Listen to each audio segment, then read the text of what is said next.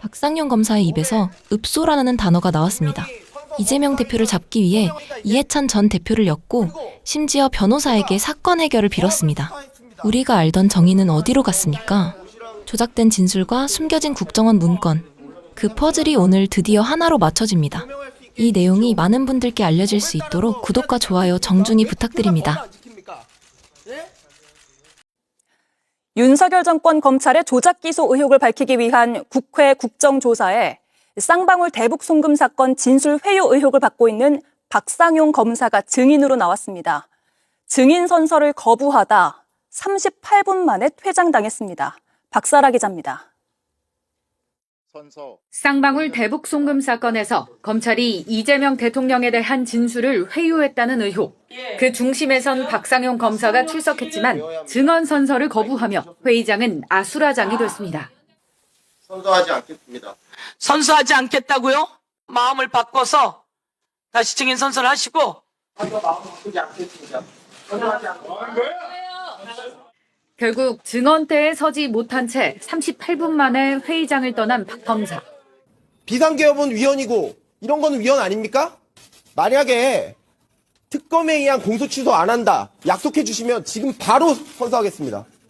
국회에 제출한 7장의 소명서를 통해선 진행 중인 수사와 재판에 영향을 주려는 의도라며 국정조사를 비판했습니다. 하지만 민주당은 박상용 검사와 서민석 변호사 간 통화 녹취를 추가로 공개하며 공세를 폈습니다. 뭐 제3자 뇌물이든 직접 뇌물이든 어쨌든 저는 공범을 이재명이랑 같이 갈 거고, 그렇게 되면 좀 지나면 이부지사는 아마 나갈 겁니다. 자신이 설계한 대로 따라와달라 이런 거 아니겠습니까? 뒤에 검사님들 많이 앉아 계신데 이렇게 수사하는 사람 없죠? 국민의힘은 이 대통령 공소 취소를 염두에 둔 불법 국정조사라며 반발했습니다. 대통령이라고 해서 무죄 판결 받으려고 노력하면 되는 거를 공소 취소하려고 합니까?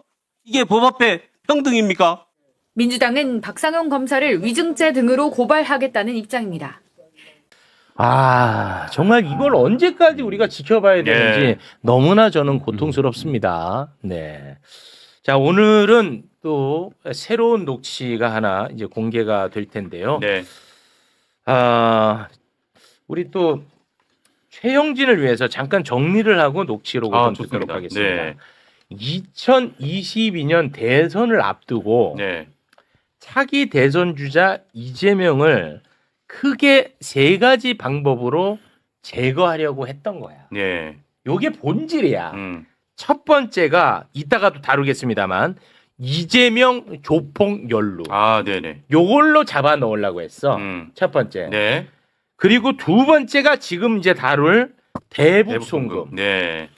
세 번째가 그걸로 또 안 되니까 세 번째가 대장동. 크게 보면 요런 3가지로 그렇죠. 차기 유력 대권 주자를 제거하려고 했던 거야. 예. 그러니까 너무나 중요한 사건이야, 이 사건은. 됐죠? 네.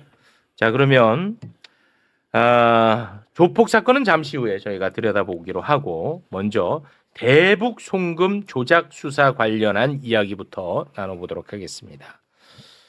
박상용 검사가요, 이해찬 총리 수사로 압박하는 내용이 담긴 통화 녹취가 오늘 풀로 새롭게 또 여러분께 전달됩니다. 예. 2023년 5월 25일 박상용 검사와 이화영 부지사의 변호인 서민석 변호사와 통화하는 내용입니다. 함께 듣겠습니다. 지금 아마 이제 이분 걱정은 자기가 심경 변화를 했을 때 그러니까 자기가 완전히 그냥 자폭하고 나는 죽는다라는 걸로 가지 않고 갔을 때 민주당에서 자기가 이제 배신자를 지키는 게 아마 제일 괴로울 거예요. 그럴 수 있죠. 그 부분에 관해서 한번 심각하게 생각해 볼게요. 예, 그러니까 그것도 뭐 저희가 사실은 이제 아마 부지사는 그 생각은 하시는 것 같더라고요. 차라리 검찰에서 이런 국정원 문건이 나와서 그 부분을 자백 안 할 수가 없다. 그리고 아마 저기 사모님한테는 그런 취지로 얘기를 했나 모양이더라고요. 그 뭐 이해찬 대표 지키려면 이거 하는 수밖에 없다. 그리고 저기 이해찬 대표 그 부분이 뭐냐 하면 동평이라고 저기 있고 그다음에 그 진미 8억 원 있지 않습니까? 거기 그 이해찬 대표 사무실 비용을 한 달에 한 2천 얼마씩 김성태가 대줬다는 거거든요. 김성태가 대줬다는 거예요? 장영태가 네. 아니고? 장영태도 돈을 그거는 그냥 후원금 낸 거 아닌가? 아니, 예, 장영태도 돈을 꽤 줬고요. 동시에 그리고 무슨 어떤 뭐 사무실도 저기 어떤 집도 하나 잡아줬고 그 다음에 김성태도 한 달에 2천만 원 이상씩은 계속 줬다는. 그 얘기는 내가 처음 듣는데. 예, 그거는 아마 잘 모르실 겁니다. 저희가 그거는 뭐 특별하게 한데 그거는 순수히 이해찬 씨 그 대표 퇴임하시고 나서 돈을 줬다는 거거든요. 그렇게 해서 그러니까 그런 건 싹 묻는다. 예. 근데 이제 그 부분이 어떤 부분이 있냐면 그 돈이 실제로 다 이해찬한테 간 게 아니라 약간 그 사무실을 썼는데 그 사무실이 이재명 선거 캠프 비슷하게 약간 유사기간 비슷하게 운영된 것 같아요. 그 선거 때 거기서 임명장 받았다는 사람도 너무 많고, 예 그리고 실제로 그 동평 사무실 압수수색해 보면 완전히 이재명 그 선거 그 내용이 너무 많고. 그럼 그게 정치자금법이다 이건가요? 정치자금 위반 충분히 될 수 있고 이게 나오면 지금 돈봉투도 문제인데 이거까지 나오면 당연히 엉망진창이 되겠죠. 근데 그거 부분에 대해서 아직 그렇게 수사가 많이 진행된 부분이 아니거든요. 그런 부분이 있어서 그걸 우려를 많이 하는 것 같아요. 그러니까 이게 결국에는 이해찬도 이해찬이지만 또 결국에는 이재명으로 가게 되고 그게 결국에는 민주당으로 가게 되고 이런 여러 가지 복합관계가 있는데 알겠습니다. 이거를 아니, 나누려면 나는 어떻게 해야 되냐. 민주당 쪽하고는 내가 아는 사람이 전혀 없기 때문에 예. 민주당 쪽 얘기를 들어볼 만 그 좋겠지만은 설주한 변호사가 민주당 사람이니까요. 그 근데 사람 그래 내가 일부러 그쪽하고는 연락을 안 해요. 설주한 변호사는 내가 알지도 못하거든요. 예. 그러니까 뭐 내일 근데 왜냐면은 일단 지금- 오긴 하는데 예. 그거는 뭐 부장께서 보시든 안 보시든 그거는 그래서 하여간 내가 민주당 입장이 어떻고 민주당과 얘기를 나눌 수 있는 처지는 아니고요. 예. 일단 물론이죠. 본인과 가족 그 얘기만 좀 들어볼게요. 예, 그 저희 부장님께서 지금 뭐 사실 부지사 믿는 사람 부장님밖에 없었어요. 부장님께서 와주셔서 조금 뭐 솔루션을 제시해 주신다면 사실 저희도 힘들고 지금 부지사도 힘들고 이걸 중재해 줄 사람이 없는 거거든요. 네, 요거 하나 좀 바로잡을 게 있는데요. 2023년 5월입니다. 이거 실수가 있었는데요. 2025년으로 표기가 돼 있는데 2023년 통화 내용입니다. 이화영 부지사의 거짓 진술이 필요하다 보니까 이해찬 총리 관련한 수사를 진행하려고 했던 것 아닌가. 그런 정황이 담긴 통화 내용이었던 것 같은데 당시 변호인이었던 서민석 변호사도 이 얘기를 처음 듣는 것 같네요. 예. 그 이해찬 전 총리와 관련된 동북아 평화경제협회에 대한 수사를 한다는 얘기는 들었는데요. 김성태 씨가 그 동평에 뭐 돈을 줬다 이런 얘기는 이제 저도 처음 듣는 거거든요. 네. 부지사한테 못 들으면은 제가 알 길이 없는 거잖아요. 그렇죠. 네. 그러니까 변호사도 모르는 사이에 뭔가 이런 작업이 있었던 것 아닌가. 우리는 그렇게 유추해 볼 수가 있습니다. 봉지욱 기자님. 그러니까 지금 박상현 검사가 오늘 이렇게 얘기한 걸 들어보니까 주범과 종범 여기에 굉장히 집착을 하더라고요. 주범과 종범. 그러니까 이화영 부지사를 수사에 협조하면 종범으로 만들어줄게라는 제안을 난 한 적이 없다. 그런 제안은 서민석 변호사가 했다. 그렇죠. 근데 그거는 아무런 핵심 쟁점이 아니에요. 누가 제안을 했든 말든 그게 아니라 지금 이 내용은 뭐냐면 니네가 이재명을 잡는데 협조하면 이해찬은 봐줄게 이겁니다. 네. 그리고 우리 부장님이 세상에 검사가 변호사한테 전화해서 옛날에 부장판사 하셨다고 부장님 깍듯하게 하면서 네. 솔루션을 제시해달라. 솔루션을 제시해달라는 거. 그리고 몇 개가 있어요. 지금 보면 물어보시더라고요. 이해찬을 쭉 얘기하고 지금 뭐라고 합니까? 민주당 돈봉투 사건까지 터졌는데 이거 터지면 당이 엉망진창이 된다고 얘기해. 그리고 사모님이 그러니까 이화영 부지사의 부인이 이해찬 대표 지키려면 이거 하는 수밖에 없다라고 그러니까 그 이화영이 부인에게 얘기했다는 거 있잖아요. 네. 수사 기록에 보니까 심지어 이화영이 접견하잖아요. 그 접견 녹취록을 다 감시하고 있었어요. 어떤 얘기를 하는지. 검찰이. 네. 그래서 이런 얘기가 나오는 거예요. 그래. 부인하고 접견을 하는데 그거를 녹음한 거를 다 녹취록으로 풀어가지고 수사 기록에 해놨더라고. 그러니까 이거를 보면서 이해찬 대표 지키려면 이거 이게 뭡니까? 이화영의 정치적인 아버지가 이해찬 전 대표예요. 그리고 동북아 평화경제협회는 이해찬 대표가 만든 게 아니고 이화영 본인이 만든 거예요. 본인이 만들고 자기 국회의원 당선되고 하니까 자기가 못 맡으니까 나중에 좀 맡아주십시오 하고 사실상 이름만 올려놓은 거거든. 이름만 올려놓은 건데 이 사무실을 2번을 압수수색하고 여기에 뭐 김성태 돈이 들어갔다 누구 돈이 들어갔다. 그러면 이렇게 만약에 이렇게 됐으면 이게 사실이면 이거 기소해야 되잖아요. 당연히 해야지. 이해찬 대표 수사했습니까? 제가 보니까 수사한 거 없던데요. 사실상 자기들이 압수수색해가지고 그림을 그려가지고 협박을 하고 있는 거고 여기 또 중요한 게 뭡니까? 설주환 변호사가 민주당 사람이니까요. 이 얘기 뭡니까? 설주환 변호사가 보니까 어젠가 YTN 라디오에 나와서 이화영 부지사를 회유한 검사가 회유한 거 단 한 번도 난 보지 못했다고 그랬잖아요. 네. 그게 여기서 해답이 나오죠. 설주환 앞에서 이 얘기를 했다가는 민주당이 보고가 될 거라고 이제 박상용은 생각을 했던 것 같아요. 그게 사실인지 아닌지 모르지만 우리 서 변호사님은 민주당과 연계가 안 된 것 같으니까 그리고 또 본인이 얘기하잖아요. 이화영이 가장 믿는 사람이 부장님밖에 없어서요라고 얘기하잖아요. 신뢰관계자. 그러니까 서민석은 민주당과 단절된 존재로 단절돼 파악하고 있고 있나 이화영이 보구나. 가장 믿고 하니까 부장님이 솔루션을 만들어 달라. 근데 이게 뭐 아무것도 아닌 겁니까? 그냥 검사가 변호인한테 할 수 있는 얘기인가요? 절대 할 수 없는 얘기죠. 네, 주범 종범은 아무런 의미가 없어요. 누가 이제 얘기했든지 좀 말든지. 이해가 가네. 서민석이라고 하는 사람은 민주당이랑 아무 관련이 없는 사람이야. 그때는 그랬죠. 그때 그랬잖아요. 근데 만약에 지금 박상용 입장에서 이재명 잡아놓기 위해 가지고 회유가 들어가고 있다는 사실을 나도 모르는 사이에 민주당 사람이며 만약 현근택 이런 사람이면 안 되지, 민주당에 이걸 들어가면 난리가 날 테니까 그래서 서민석을 공략했던 거네. 이해관계가 없다고 판단하고. 자, 검사님. 이게 다른 걸 다 떠나서 검사와 변호사가 가능한 대화라고 보세요? 다른 거 다 떠나서. 솔직하게 얘기해 보세요, 한번. 그러니까 어차피 나랑은 생각 다른 사람이니까. 말 좀 하게. 예. 그 일종의 뭐 사실상의 프리바게닝을 하는 경우가 많은 건 사실인데 이 없는 거를 만들어내는 거는 프리바게닝이라고 할 수가 없죠. 조작이죠. 그거는 선을 넘는 거고 네. 이제 그 영미 쪽의 프리바게닝은 아예 그 제도화돼 있고 우리는 예를 들어서 그런 거지.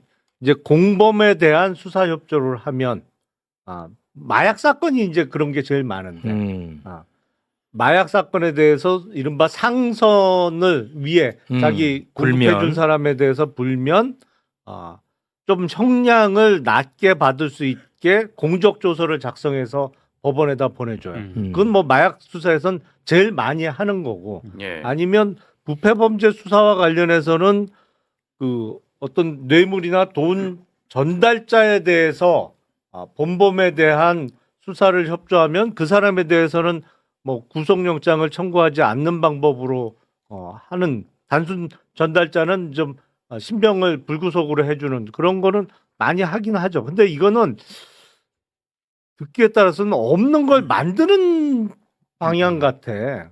그렇게 안 들을 재간이 있나요? 아니 그러니까 그거는 선을 넘는 거지. 그거는 그렇습니다. 프리바게닝이라고 보기가 어렵죠. 말씀드릴게요. 네. 그 김영남 검사님께서 잘 말씀하셨다시피 이 사건에서 핵심 얘기는 필요한 진술을 정해놓고 그렇죠. 이재명과 300만 불을 연계시키는 진술. 네. 그게 필요하다고 하면서 말을 하는 거예요. 그렇습니다. 그러니까 자기들이 수사해서 뭘 발견했는데 이거 뭐야? 이거 제대로 말해. 이런 게 아니라요. 자기들이 원하는 진술을 정해놓고 이 진술을 해주면 무언가 다른 혜택을 주겠다. 그렇죠. 라는 것. 이게 핵심, 이 사건의 핵심 문제입니다. 그게 핵심입니다. 딱 그리고 거기에 다 맞아떨어지는 정황 녹취가 나오고 있는 과정이야 지금. 그리고요 또 한 가지 주범 종범 얘기로 계속 이제 본질을 흐리려고 하는데요. 그러면은 이미 진행 중인 법카 사건 덮어주겠다. 가족들 수사 안 해서 구속 안 시키겠다. 또 이해찬 대표 수사 진행 안 하겠다. 이건 뭔데요, 그럼? 이게 제가 제안한 건가요, 이게? 그렇지. 네. 자, 뭐 서민석 변호사를 왜 불렀냐? 다들 또 이런 분들도 글을 올리는데 이 녹취가 서민석 변호사를 통해서 제공되고 있습니다. 어쩔 도리가 없어요. 이거는 반드시 그만하겠습니다. 네. 아니 저도 사실은 뭐 이제 갑자기 녹음 파일을 발견했다고 그래서 저랑 제가 여기서 얘기했잖아요. 서민석 변호사가 뭐 디지털 포렌식을 한다고 알아보고 있고 거기서 박상용 육성이 나오면 이 사건 끝난다라고 이 자리에서 제가 말을 한 적이 있어요. 예, 맞습니다. 그리고 나서 이제 녹음 파일이 나왔는데 저도 사실은 반신반의 원래 갖고 있었던 거 아니야? 뭐 이런 생각도 했는데 실제로 설명을 하셨잖아요. 기자회견 때 네. 캠프의 관계자가 젊은 친구가 그 폰을 뭐 이렇게 하다가 봤다. 제가 그게 사실인지 확인을 해봤습니다. 사실이에요. T 전화를 쓰신 것 같아요. T 전화가 뭔지도 잘 모르시는 것 같아요. SK텔레콤. 일반 우리가 앱에 그냥 기본으로 깔리는 기본 앱 전화가 있고 T 전화가 있는데 그러니까 기본 앱 전화에서 통화를 하면서 녹음을 하게 되면은 그 음성 기록 그 녹음 파일이 저장되는 데가 있어요. 공간이 달라요. T 전화는 별도의 녹음 파일, 그러니까 T 전화 앱 자체에서 녹음을 해서 저장을 하고 있는 거예요. 네. 그러니까 앱 하나를 지운 거죠. 나중에 이제 본인도 현근택 변호사 압수수색당하고 이러니까 본인도 이제 수사받고 압수수색당하고 그랬던 것 같은데 T전화에 있던 그 폴더에서 나온 건 맞더라고요.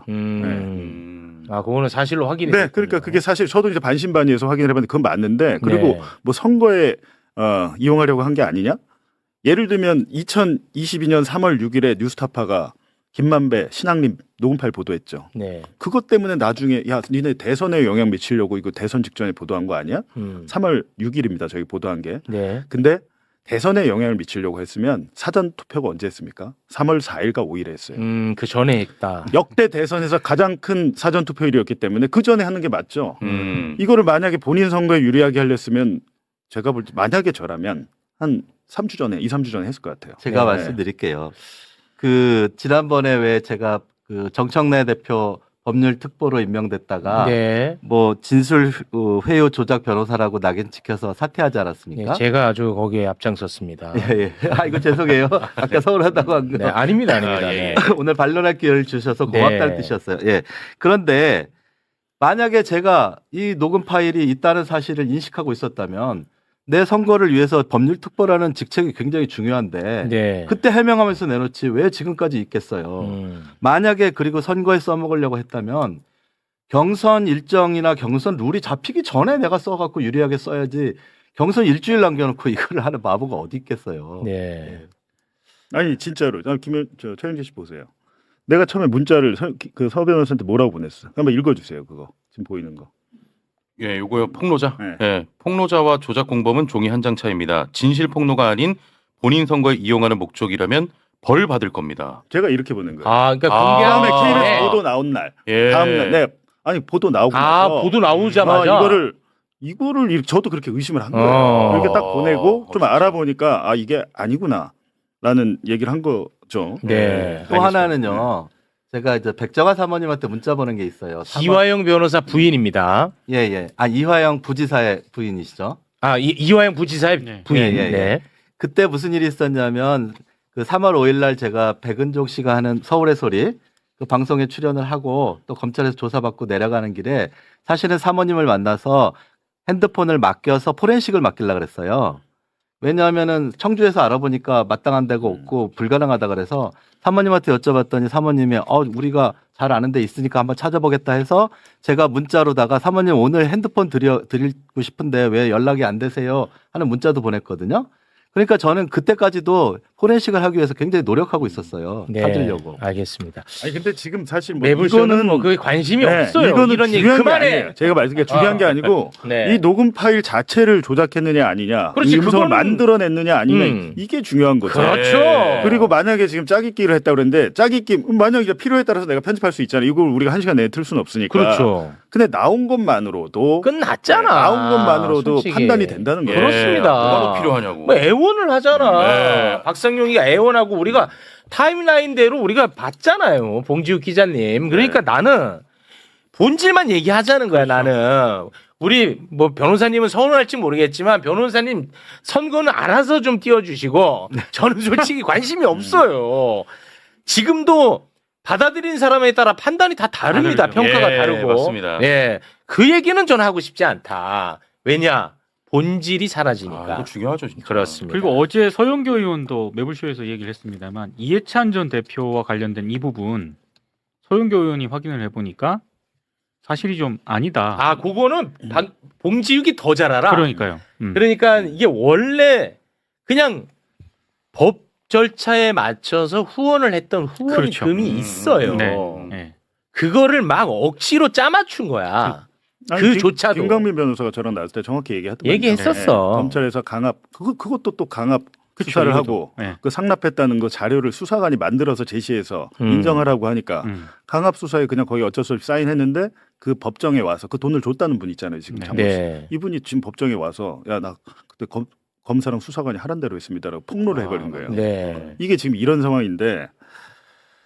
예, 그러니까 뭐 예를 들어서 검찰이 뭐 매달 얼마씩 줬다라고 이미 답을 딱 정해놔. 그렇죠. 그런 다음에 다른 데에 쓴 돈도 그 날짜를 끌어다가 이해찬 총리한테 준 것처럼 짜맞췄다라고 이야기를 했었잖아요. 그러니까 이 녹취에 나오는 박상현 검사가 하는 얘기가 사실이 아니다라는 그런 얘기. 혹시라도 높아지면서.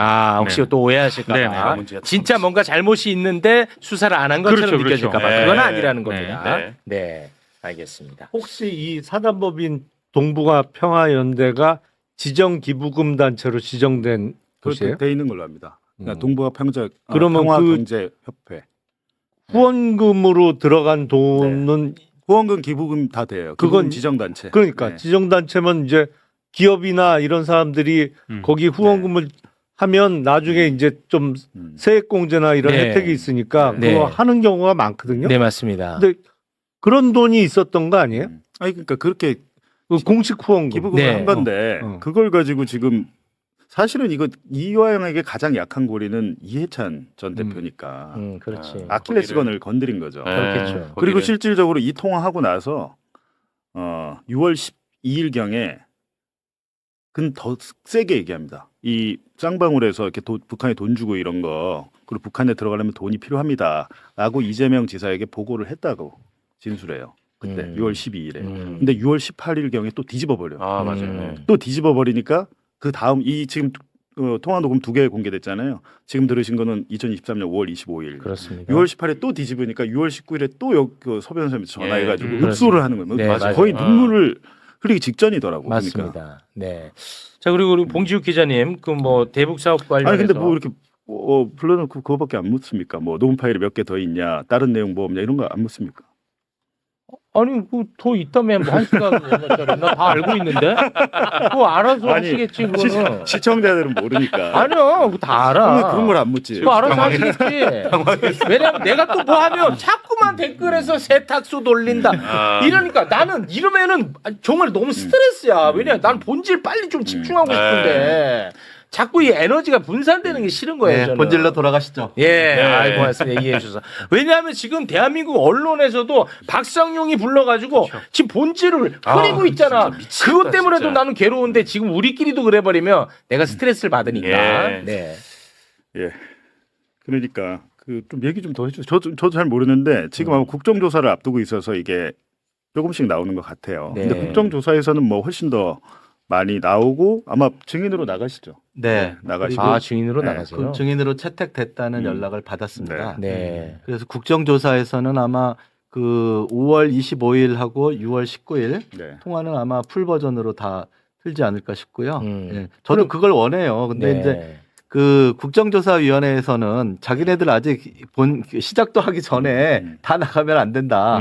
뭐 이런 입장이신 것 같아서 지금 조금씩 그 하고 있는 거예요. 그러면은 그 통화를 5월 25일 그리고 6월 19일 말고도 다른 날도 하셨을 거 아니에요, 그죠? 그 뒤로도 통화한 것 같아요. 아, 근데 한 것 같아요라는 거 심지어는 네. 아니 저도 그때 이제 지금 3년이 지났어요. 아니 그러니까 파일은 없다는 말씀인가요? 파일이 있는 것도 있고 없는 것도 있는 것 같아요. 예. 저도 왜냐하면 지금 여러 가지로 뭐 선거 얘기하면 안 되니까 바빠가지고 그냥 발견하는 대로 앞에 거부터 이제 막 까보고서 지금 또 보내고 하는 중이에요. 예. 그런데 심지어는 그런 얘기도 했었어요. 박 검사가 저 사임하고 나서 전화를 하더라고요. 그래갖고 왜요? 그랬더니 나 다 끝났는데 그랬더니 면회를 또 가보시라는 거예요. 그래서 왜요? 그랬더니 이 부지사 너무 위험해 보이니까 가서 위로 좀 해주고 혹시 무슨 이상한 생각하시는 그러니까 자기도 지금 그래놓고 걱정이 된 거예요. 그래서 내가 굉장히 칭찬했어요. 아유 역시 공무원이 다르시네. 피의자 걱정도 하고 그래서 제가 이 부지사 한 서너 번 찾아갔었거든요. 근데 너무 많이 찾아가니까 안 되는 것처럼 그 수원구치소에서 사임한 변호사 그만 찾아오라고 하더라고요. 그게 이게 사임을 한 상태면 예. 비선임 접견이 되는 예, 거잖아요. 예, 이게 예. 선임이 안 된 변호사니까. 그래서 야, 그렇게 여러 번은 번은, 위로하고 그다음에 이제 아주 굳건하게 지키시라. 나하고 약속한 대로 굳건하게 가시라 하고 그런 말씀 드리러 갔었는데 그때 구치소에서 오지 말라 그래서 못 갔어요. 아니 우리 변호사님 말씀이 맞다면 이 박상용이는 진짜 잔인한 인간이야. 그렇죠. 이자가 자기가 괴롭혀가지고 맞아요. 완전히 이화영 부지사가 지금 극단적인 선택 예를 들면 이상한 선택을 할 수도 있다라는 위험을 감지했다는 그렇죠. 거잖아. 지가 괴롭힌 거잖아. 그렇죠. 근데 이화영 부지사가 걱정된 게 아니야 얘는. 만약에 뭐 잘못되면 수사 날라가니까 이재명 못 잡으니까 그게 안타까우니까 달래주라고 했던 거 아니겠습니까? 제가 뭐 지금 대척점에 서 있는 박 와. 검사를 갖다 옹호할 건 아니지만 사람의 마음은 모르는 거잖아요. 모르지만 저는 그렇게 지금 느끼고 있다는 겁니다. 예, 예. 네. 그럴 수도 있어요. 그죠? 와, 아니 본인 때문에 이렇게 괴로운 거 아닙니까? 그거는 뭐 부인할 수 없는 부분 아닙니까? 자기 때문에 위험한 건데 그거 어. 괜찮냐고 막 위로해달라고 그러는 게 이상하잖아요. 와, 진짜. 그럼 박성용 왜 편드세요 갑자기?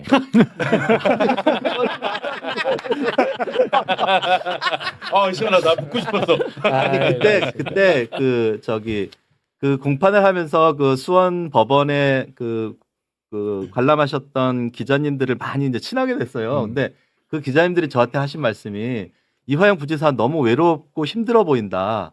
왜냐하면 아무 변호인도 없이 혼자서 제 법정에 나온 게 한 번인가 두 번 있었거든요. 그때 이 부지사가 너무 외롭고 힘들어 보였다는 거예요. 기자님들이. 그래서 저도 이제 좀 찾아가야 되겠다 하는 생각을 했었어요. 네, 알겠습니다. 봉지욱 기자님 시간이 좀 많지가 않거든요. 조폭. 그거는 우리끼리 할 건데 이거는 안 해도 되나요? 이혼한 부분? 이거는 이건 안 해도 되고. 아니 이거는 제가 보니까 잠깐 보여주세요. 이게 이제 박상용이 아까 녹음 파일에서 국정원 문건 나와서 게임 끝난 것처럼 얘기를 하잖아요. 전 진짜 이해가 안 되는 게 국정원 문건 이걸 한번 보여주세요. 여기 보면 명확하게 나와 있잖아요. 북이호남 쌍방울의 대북 사업 이용 주가 조작 시도 언급 이렇게 돼 있죠. 예. 이렇게 그러니까 그 본인의 수사 내용 공소 사실과 반대되는 그걸 뒤집을 수 있는 것들이 국정원 문건에 있다고 제가 이걸 다 공개를 했잖아요. 네. 근데 여기 보면 정찰총국 이호남이 지난해 3월경 그러니까 2019년 3월경 남북경협연구소 대표 김한신에게 대북 사업으로 쌍방울 계열사 주가를 띄워주는 대가로 수익금 일부를 받기로 했다며 쌍방울이 수익금을 일주일에 50억 원씩 전달하도록 할 테니 국내 백화점 상품권을 구입해서 중국 선양으로 보내달라고 요청했다. 라고 김한신이 국정원에 보고를 한 겁니다. 이렇게 보고를 한 거죠. 근데 우리 김한신 선생님이 2024년에 제가 이제 취재를 해서 보도를 했는데 검찰에서 김한신을 부른 거예요. 제 보도 직후에. 네. 김한신 압박을 합니다. 김한신 대표는 당시에 굉장히 말기암 암투병 중이었어요. 돌아가셨습니다. 그래요? 제가 이번 국정조사의 정말 핵심적인 증인이라고 그랬는데 돌아가셨어요. 돌아가셨는데 마침 그때 이제 제가 찾아보니까 한 30분가량 저랑 통화한 게 있습니다. 통화한 내용이 있어요. 그리고 이 김한신의 이 증언이 그러니까 저랑 직접 통화를 한 거니까 이건 법정에 나가도 이제 증거가 되거든요. 근데 요거에 대해서 이제 국정조사에서 공개를 하기 전에 제가 다음 주에 한번 시간이 되면 김한신이 말하는 쌍방울 사건이 뭔지 그 내막을 정확하게 알고 있습니다. 왜냐하면 김성태나 이런 사람들은 돈 주고 리오남 만나잖아요. 김한신은 그냥 리오남 그냥 만납니다.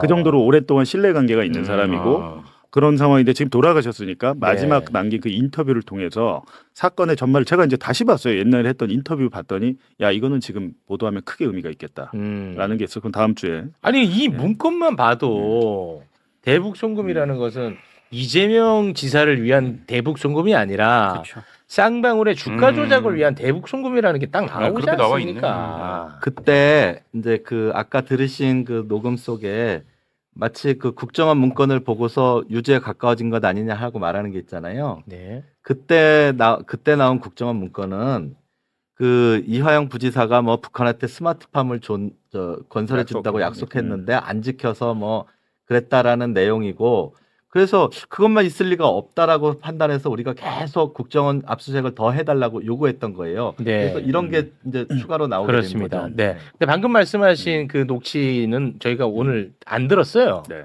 예. 그 아니 부분을. 근데 앞전 처음 들은 것도 국정원 나옵니다. 그거 나오긴 하지만. 그러니까 이걸로 설득을 해달라 그러는 건데 지금 중요한 것은 법원에서 이런 문건을 이게 증거잖아요. 네. 그 판사가 신진우 부장판사 싸그리 무시했어요. 와.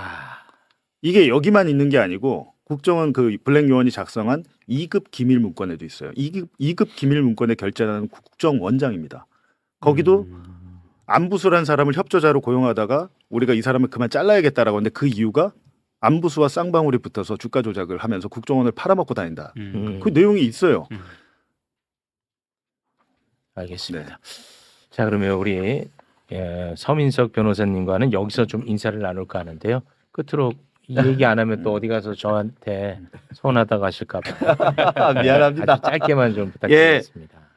그 한마디만 할게요. 저 판사 시절에도 우리법연구회 회원이었거든요. 네. 저 우리법연구 회원이었고 뭐 그래서 지난번에 김상환 그 법원행정처장이 공수처장 후보로 저를 추천했던 거예요. 네. 그랬던 사람이 그 뭐 무슨 윤석열 정권에 부역해서 뭐를 그 뭐 이화영 부지사의 진술을 뭐 회유하고 조작할 리가 없지 않겠습니까? 예, 그 점은 좀 믿어주시고요. 이화영 부지사와 이재명 대통령은 무죄예요. 적어도 대북 송금에 대해서. 네네. 그래서 이 부지사에 대해서는 재심이나 공소 취소 또는 가석방 이런 것들이 좀 이루어져야 한다고 저는 생각해요. 네. 7년 8개월 중에서 이미 반 이상 복역했거든요. 네. 그리고 이제 공소 유지 여부에 대해서도 좀 심각한 논의가 필요하다고 생각합니다. 네, 알겠습니다. 우리 그 변호사님에 대한 평가가 이렇게 좀 갈릴 수밖에 없는 것은 이화영 부지사의 가족분들이 그런 이제 문제 제기를 했기 때문에 가족이 문제 제기를 하니까 그 말에 힘이 실리는 거 아니겠습니까? 그런 오해할 측면. 수 있는 상황이 있었다고 생각합니다. 그런 거는 또 좀 이해를 해주시면 좋을 것 같습니다. 네. 저도 아직 우리 변호사님에 대한 평가와 판단이 아직은 좀 헷갈리는 상황입니다. 제 마음을 사과드리겠습니다. 또 말씀드릴 기회가 생길 겁니다. 알겠습니다.